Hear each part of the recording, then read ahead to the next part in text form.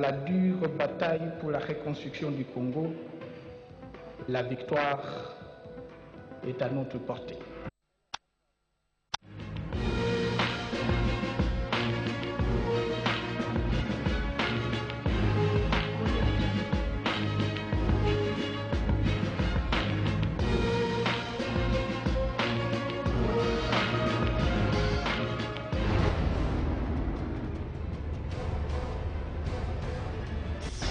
Neuf conventions internationales sur le trafic aérien vont bientôt être ratifiées par la République démocratique du Congo. Le ministre de Transport et Voies de Communication en a présenté l'économie aujourd'hui devant le Sénat réuni en plénière. Les frais de participation à l'examen d'État édition 2012-2013 sont connus pour la ville-province de Kinshasa. 16 000 francs congolais pour la dissertation, 10 000 francs congolais pour les épreuves ordinaires. Ces frais ont été rendus publics par le ministre provincial de l'EPSP, Thérèse Olenga. L'affaire en continuation opposant la Banque centrale du Congo et le gouverneur Jean-Claude Massangou contre M. Vunzu, ancien agent de la Banque centrale du Congo pour contrefaçon et dénonciation calomnieuse, vient d'être prise en délibéré par le tribunal de paix de la Gombe. Soir actualité 20h, Sandra Nyangi Tabou. C'est parti pour 30 minutes d'actualité, mesdames et messieurs, bonsoir et bienvenue dans ce journal. 377e jour ce mardi 16 avril 2013, depuis que notre pays est victime d'une agression dans sa partie orientale. Nous gardons une pensée pieuse envers nos compatriotes de ce coin de la République. 9 projets de loi ayant trait à la ratification des interventions internationales de droit aérien ont été défendus aujourd'hui à la Chambre haute du Parlement. Justin Kalumba Monangongo, ministre des Transports et Voies de Communication, était à l'Assemblée plénière. Et Bertin Kofoïsos. Le ministre des Transports et Voies de Communication, Justin Kalumba Monangongo, a fait le bilan quelque peu catastrophique de la RDC en matière de ratification des conventions internationales sur l'aviation civile. Pouvez-vous comprendre, honorables sénateurs, que concernant les pays de la zone CAC, par exemple, notre pays affiche, au même titre que le Tchad, un record négatif de 0% en matière de ratification des conventions internationales sur l'aviation civile? Le souci de Justin Kalumba est de corriger cette lacune, le pays ayant recouvré ses droits en payant ses arriérés. Pour la première fois, notre pays est en ordre de paiement de ses contributions à l'OACI, car le gouvernement vient d'apurer tous les arriérés qui remontaient à plus de 2 décennies. Lors du débat général, les sénateurs n'ont pas mis les gants. Est-ce que ce pays dispose d'une compagnie d'aviation? Que vous nous confirmiez ici que tous les avions qui volent ont été effectivement contrôlés par les services compétents et surtout qui sont tous assurés. On a l'impression effectivement lorsque vous exposez donc ces textes qu'il n'y a pas d'emprise avec la réalité. La RDC est aujourd'hui comme une personne qui demande une autorisation de bâtir alors qu'elle n'a pas de parcelle. Le ministre reviendra 24 heures après pour répondre aux interrogations posées.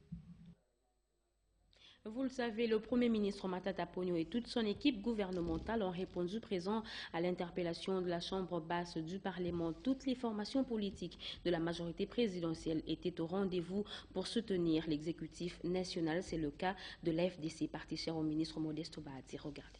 Tout cela, les partis politiques de la majorité présidentielle à l'hémicycle du Palais du Peuple pour soutenir le Premier ministre et son gouvernement. Drapeau à la main, banderoles, t-shirts à l'effigie de leur formation politique ont rivalisé d'ardeur. Solidarité oblige. La FDC, l'Alliance des forces démocratiques du Congo, n'était pas de marbre. Ce parti politique qui compte aujourd'hui avec ses alliés 42 députés, deuxième force de la majorité présidentielle, a pris d'assaut le Palais du Peuple. Hommes, femmes, jeunes et vieux sont venus témoigner leur solidarité au Premier ministre et au gouvernement dont est membre leur autorité morale, Modesto Bahati Lukwebo, ministre de l'Emploi, du Travail et de la Prévoyance sociale. Nous sommes venus soutenir le gouvernement qui est au pouvoir. Nous sommes conscients des œuvres que le gouvernement, c'est-à-dire le Premier ministre et toute son équipe, ensemble sont en train de produire sur le terrain. Voilà. La France s'engage à apporter son soutien financier dans la réforme budgétaire en cours en République démocratique du Congo. Déclaration du chef de département Afrique de l'Agence française de développement au vice-premier ministre, ministre du budget, Daniel Mukoko-Samba. Françoise Boulabouaki. Un financement, c'est le soutien que se propose d'apporter la France à travers son agence AFD au gouvernement congolais, reçu par le vice-premier ministre, ministre du budget, François Gonzer, chef du département à Paris, en mission à Kinshasa, dans le cadre du contrat de désendettement de développement a été édifié par le numéro 2 du gouvernement sur l'évolution des réformes en cours en RDC. Il nous a décrit les circuits qui étaient utilisés dans le budget de l'État congolais et essentiellement aussi les réformes et les grandes réformes qui seraient mises en œuvre très bientôt dans le pays. De la part des partenaires, un appui technique matériel pour asseoir les réformes publiques, notamment la réforme budgétaire, le contrôle budgétaire et l'assainissement des dépenses est la bienvenue. Déclaration de Daniel Mukoko-Samba, vice-premier ministre, ministre du budget. Dans 2 mois, ce sera les épreuves de l'examen d'État édition 2012-2013. Les parents voudraient déjà être fixés sur les frais de participation à ces épreuves. Et bien pour taire toute spéculation, la ministre provinciale de l'Éducation, Thérèse Olenga, donne des précisions en ce qui concerne les écoles de Kinshasa. Elle est au micro de Wanzengue Djokoli et Joséphine Liondo. Regardez. Que des frais officiels. Il ne peut pas y avoir autres frais que frais fixés par l'arrêté du gouverneur de la ville. Et ces frais ont été fixés pour les épreuves préliminaires, je répète, qui ont eu lieu déjà en février à 9 500 francs. Pour la hors-session qui démarre le 22 avril, ces frais sont fixés à 16 000 francs congolais partout. Et pour la session ordinaire, en ce moment-là, il y a encore 10 000 francs congolais à payer. Voici les frais de participation aux épreuves des examens d'État. Ces frais sont fixés par arrêté du gouverneur de la ville. C'est le pouvoir organisateur, notamment au travers du corps des inspecteurs. C'est eux qui préparent les examens d'État et on ne peut pas avoir d'autres frais en dehors de cela. La gestion du secteur de l'éducation est participative. Ce n'est pas pour rien que nous avons mis en piste les comités de gestion des parents, COPA en sigle. C'est pour nous aider à arrêter ceux qui ne savent pas ou qui ne veulent pas obéir aux règles. C'est le pouvoir organisateur, l'État, qui fixe les frais de passation aux épreuves des examens d'État et cela concerne toutes les écoles, publiques comme privées. En justice, le procès en continuation qui oppose la Banque centrale du Congo et le gouverneur Jean-Claude Massangou à M. Mvouzi s'est tenu ce matin au tribunal de paix de la Gombe. Les détails avec Eugénie Chabani. Dans l'affaire en continuation au procès pénal qui oppose la Banque centrale du Congo et le gouverneur Jean-Claude Massangou à M. Mvunzu, ancien cadre de la BCC, sur la contrefaçon et la dénonciation calomnieuse, la Cour du tribunal de paix de la Gombe a décidé de prendre l'affaire en délibéré. Elle va répondre dans les délais prévus par la loi.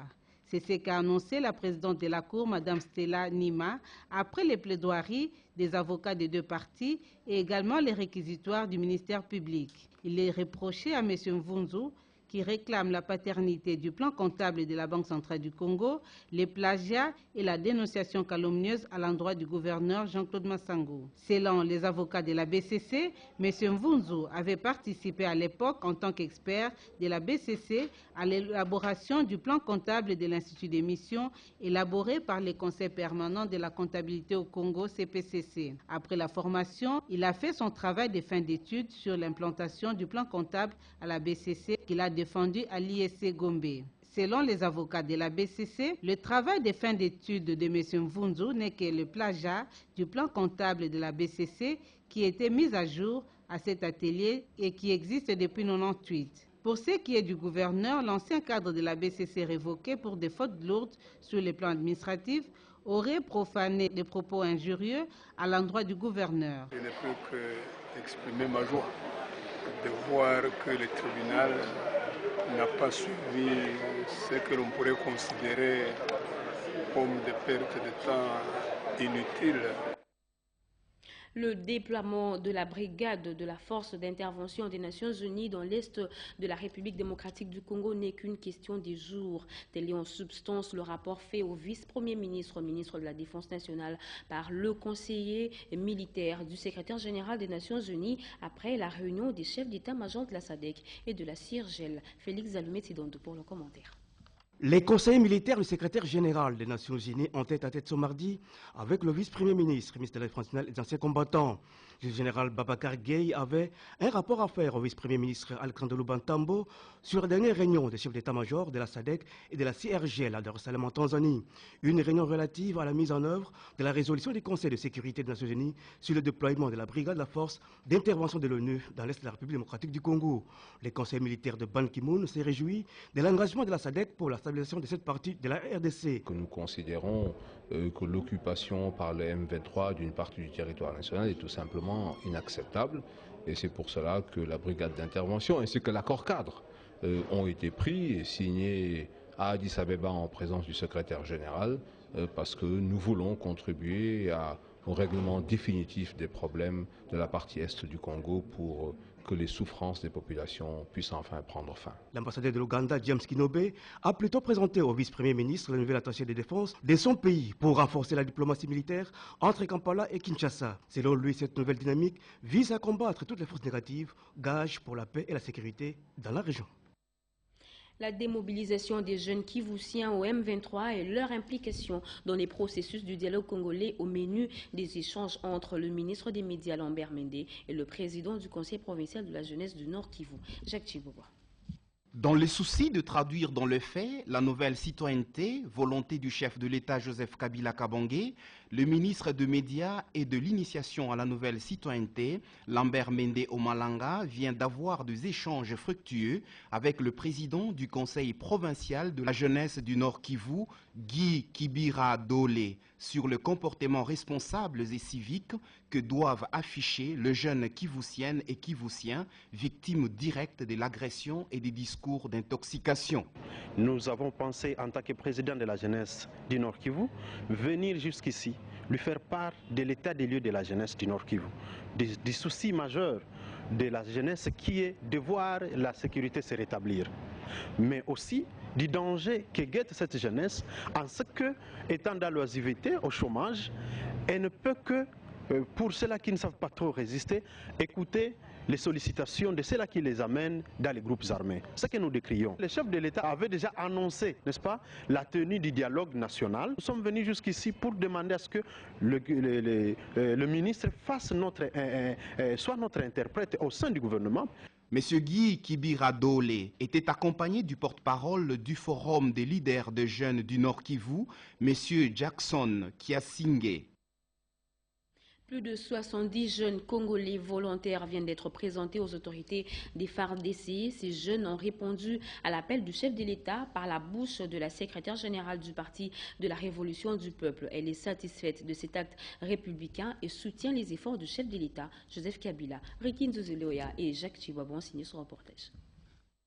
Sous l'impulsion de Madame Bien-Aimée des Dieux Kabila, secrétaire générale, le Parti de la Révolution du Peuple vient d'éprouver dans le fait sa détermination à soutenir le chef de l'État, Joseph Kabila Kabange, en mettant à la disposition des autorités congolaises le premier groupe de jeunes volontaires sensibilisés à se faire enrôler dans les FARDC. Plus de 70 jeunes, le premier groupe que le colonel Ilunga, chargé de recrutement au ministère de la Défense, a accueilli. Après quelques mots d'encouragement, ces jeunes volontaires furent conduits au stade de martyrs pour les tests médicaux et d'aptitude physique avant leur acheminement au centre des formations. La secrétaire générale du PRP, Madame Bien-Aimée des Dieux Kabila, qui est aux commandes de ces partis politiques, a en outre remis de vivres pour ces futurs militaires de la nation congolaise. Le PRP, déterminé à se montrer utile dans la vie tant politique que sociale, promet un autre lot dans le tout prochain jour. La troisième réunion du bureau des ministres africains du COMESA se tiendra en novembre prochain à Kinshasa. C'est l'une des retombées de la mission du ministre de l'E-Sur-Est à Kampala à la deuxième réunion des ministres africains du COMESA. Merin Kombo. La deuxième réunion du bureau des ministres africains du COMESA a placé au centre de la réunion les thèmes « La recherche comme facteur de développement économique ». Le ministre de l'Essurès, qui est vice-président du bureau en charge de la science, technologie et innovation, Bonaventure Ochielo, a expliqué les privilèges que le gouvernement de la République démocratique du Congo accorde à la recherche et a salué l'initiative du COMESA de mettre en place un conseil chargé de la science, technologie et de l'innovation. Il a montré les preuves du rôle catalyseur de la recherche dans les universités et instituts d'enseignement supérieur en République démocratique du Congo. En plus de l'installation de membres du Conseil de la science, de la technologie et de l'innovation du COMESA, les participants dont l'île Maurice, le Kenya, le Malawi, la RD Congo, les Swaziland, l'Ouganda, la Zambie ont retenu les termes de référence et ont confectionné le calendrier des activités. L'adhésion du gouvernement de la RDC à la création du Conseil de la science réaffirme l'engagement du gouvernement de la République démocratique du Congo de contribuer à la prospérité, à la cohésion sociale et régionale de l'Afrique. Après délibération, les 10 membres du Conseil de la science, technologie et innovation ont été installés le 8 avril 2013 par le Premier ministre ougandais, par l'honorable Amama Mbambazi. Aussi, la réunion a examiné les points sur le financement du Conseil de la science, le cofinancement par les partenaires du secteur privé et l'octroi des prix d'innovation pour encourager l'entrepreneuriat entre pays membres. La levée de la grève à la Société commerciale des transports et ports SCTP, en sigle, la ministre du portefeuille Luz Munga s'est entretenue avec l'intersyndicale de cette entreprise à ce sujet. Tony Djouma et Daniela Moulelo. Reportage. La ministre du portefeuille, Louise Munga Messozi, a rencontré lundi 15 avril 2013 l'intersyndicale de la Société commerciale des transports et ports SCTP. Avec les représentants des travailleurs, ils ont échangé sur les mouvements de grève qui a secoué la SCTP Matadi la semaine dernière. La ministre a apprécié leur sens de responsabilité face à l'expression de leurs droits et a invité les syndicalistes de faire un groupe syndical responsable et participatif afin de soutenir les efforts du gouvernement avec l'acquisition de nouvelles locomotives en faveur de la SCTP pour l'amélioration des productions et des services. Pour une fois, Madame nous a prononcé des mots qui sont allés tout droit au cœur. Il a reconnu d'abord que c'était un problème social, qui n'était pas politique. Il a condamné le fait qu'on n'a pas envoyé un préavis de grève, mais il nous a dit une chose intéressante. Nous allons collaborer davantage pour redresser l'entreprise et pouvoir s'occuper des problèmes sociaux qui se posent dans cette entreprise depuis longtemps. La partie syndicale a exprimé sa gratitude à l'endroit de la ministre du portefeuille, Louise Munga Messozi, et a pris l'engagement de protéger l'entreprise pour l'intérêt général de la population congolaise et surtout protéger les emplois nationaux. Au Bas-Congo, le gouvernement Jacques Mbadou vient d'être investi par l'Assemblée provinciale, ce après avoir auditionné le programme du gouverneur approuvé à l'unanimité par les élus de cette province. Malumbela, reportage. Voici l'entrée en fonction du gouvernement provincial du Bas-Congo. Une équipe forte de 10 ministres dont 3 femmes. Ils ont été investis le samedi 13 avril 2013 par les députés provinciaux réunis en plénière extraordinaire sous la conduite de la vice-présidente de l'Assemblée provinciale, Marie-Josée Foulou-Massaka. Les députés ont adopté à l'unanimité le programme triennal de ce gouvernement, un programme ambitieux qui couvre 755 millions de dollars américains pour ainsi rencontrer les aspirations de la population et celles du développement intégral de la province du Bas-Congo. Pendant plus d'une heure, le gouverneur Jacques Mbadou Sitou a fait l'économie de son programme élaboré avec dextérité et le programme a convaincu. Le gouvernement provincial du Bas-Congo vient soumettre à votre sanction un programme axé sur la cohésion provinciale et la réduction de la pauvreté dans notre province.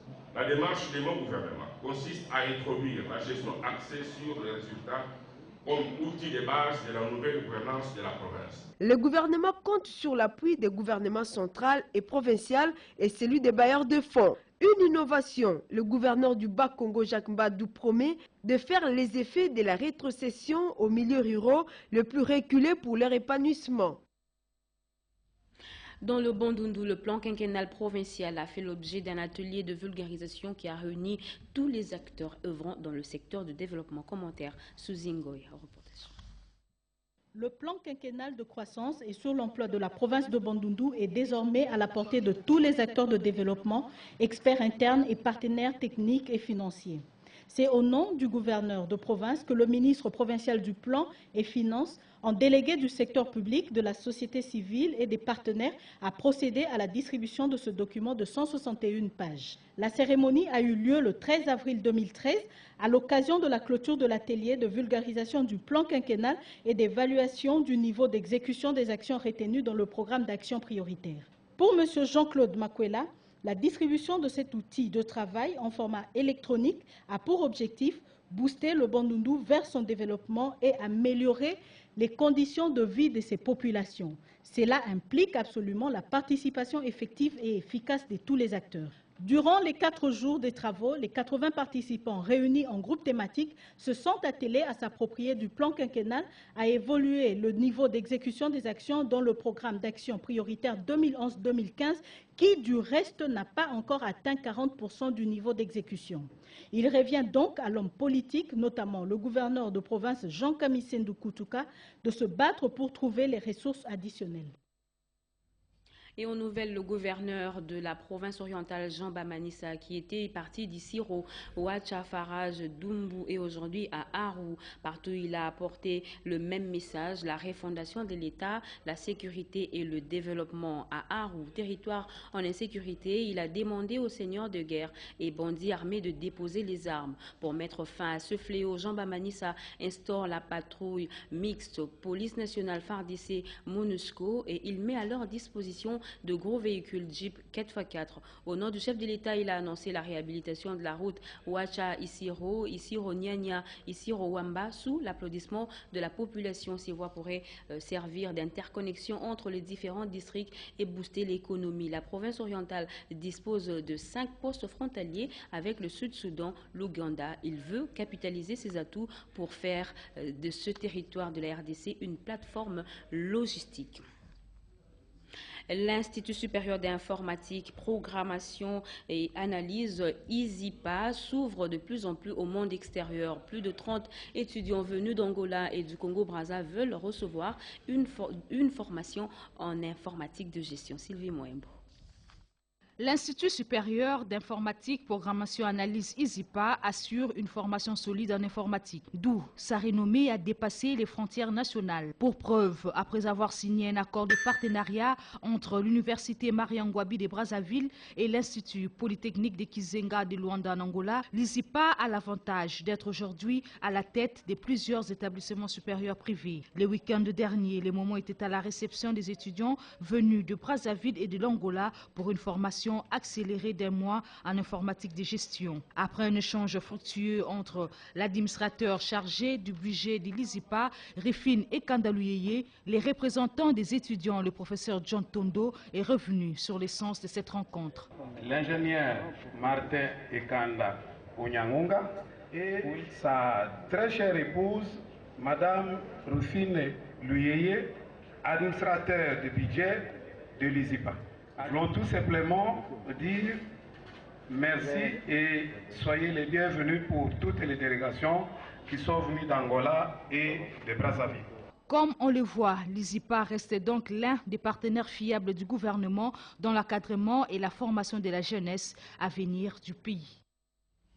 Et puis l'administrateur délégué général ad intérim de la SONAS a reçu hier une délégation de la société American International Group. Il était question de tisser un partenariat entre les deux pays dans le domaine d'assurance et de réassurance. Monique Mavungo et Jean-René Kabamba.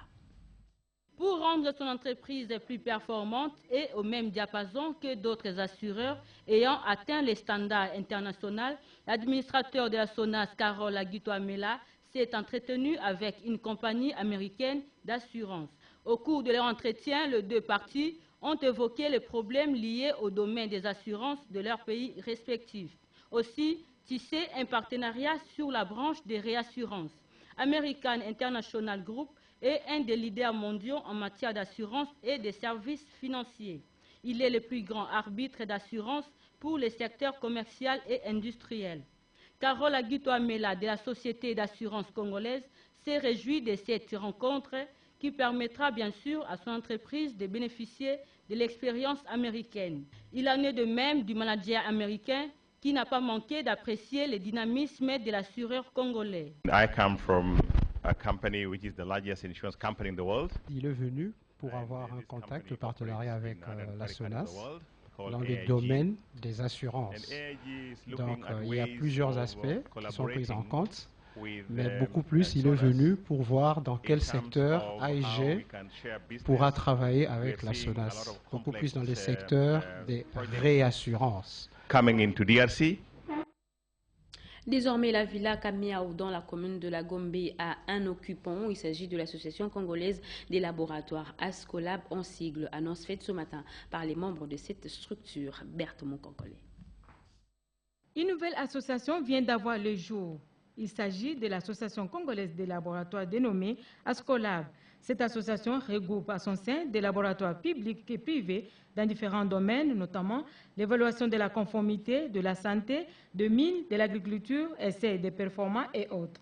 Le directeur général de l'Office congolais des contrôles, qui a procédé ce mardi au lancement des activités de cette association, a relevé le pourquoi de la création de l'association congolaise des laboratoires. L'association des laboratoires permettra aussi à notre pays, à travers les 10 laboratoires, de jouer un rôle actif au niveau des normes et des travaux de l'Organisation internationale de la normalisation, ISO, les organismes internationaux d'accréditation. Selon le numéro 1 de l'OCC, Albert Kassongo Mukonzo, l'Ascolab permettra de lutter contre la fraude.